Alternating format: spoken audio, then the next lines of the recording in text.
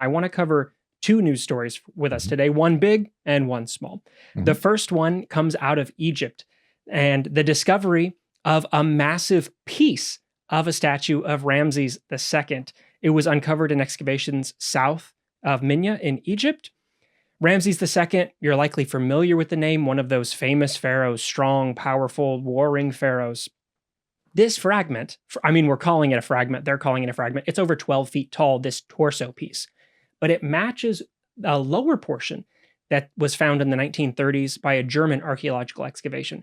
So they're doing some study right now. They think these pieces come together, and if so, this is going to be a statue that they think will come in around 23 feet tall, a massive limestone monolithic Ramses II statue with some nice hieroglyphics on the back praising the pharaoh and his accomplishments.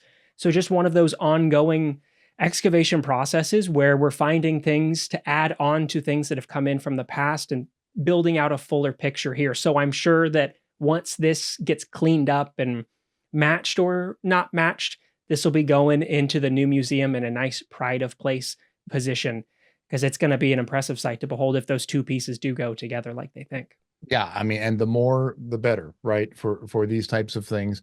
Egypt has always just been a natural draw. And the more we can learn about it, the better. The statuary out front of the existing museum downtown there in Cairo is wonderful. But if we can find these types of pieces and continue to draw people to there, that will just be all the better. So I'm all for it, and congratulations on the discovery, and keep it up.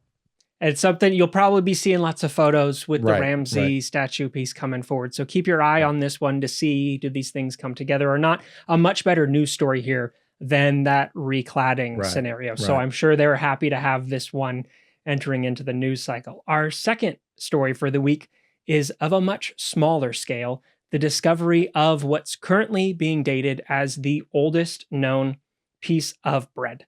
So this small, well, there's a couple small pieces of bread here. They come from a Neolithic site. I always get this name wrong. Catalhoyuk. This is one of those sister sites with Göbekli Tepe. So it's a name, an early Neolithic site in central Turkey. It comes following the discovery of an oven installation here at the site. As they're excavating around these ovens usually come in groups. It's a communal product. It's something that lots of hands are involved in working. But as they were excavating here, they found lots of individual vegetable remains, but they also found inside one of the ovens a couple of these pieces of bread, and they were unbaked, but they had been fermented. They were sealed underneath some clay and some collapsed oven. On the basis of radiocarbon dating, they're placing them at 6600 BCE. So we're talking 8,600 years ago for this nice little loaf of bread. When we posted this earlier in the week, somebody said, it looks like it needs a piece of butter and we're ready to go. I don't know about that, but they did also say it still has some of the starches inside of it because it wasn't baked and it had just been sealed under.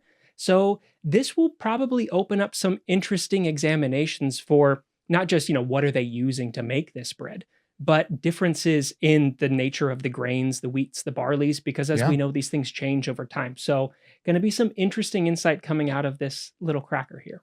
I remember at Tel Aviv University, they had found something of the hops, or they had found something, they remade bread and they remade beer from an ancient recipe using these the remains of these ancient ingredients. And I remember was it Yuval Gadot or somebody who was, they had actually created the beer and were drinking it. And I was like, oh, here's another revenue stream, right? That they can start, and we're not talking about Hebrew or, these other niche novelty beers that they make.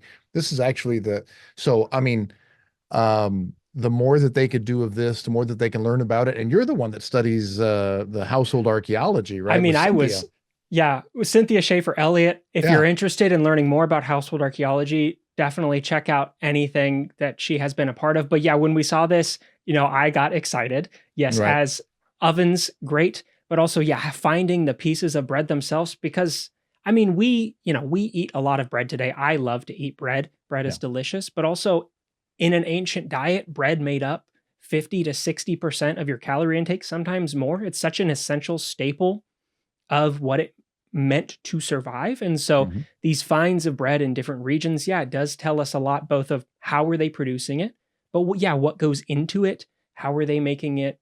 Differences here and there. And I'm sure somebody will, if they can, do a recreation recipe off of this. Or, yeah, this might be another one of those oldest beer now coming from this. You've got the Egyptian versions. You've got the I think there's one in the UK that they found Yeah. from like a Roman fort. And so you may be getting now, yeah, a Neolithic beer recipe coming out Yeah. of this if there's some starches available. Bring it on. Who knows? Bring it on.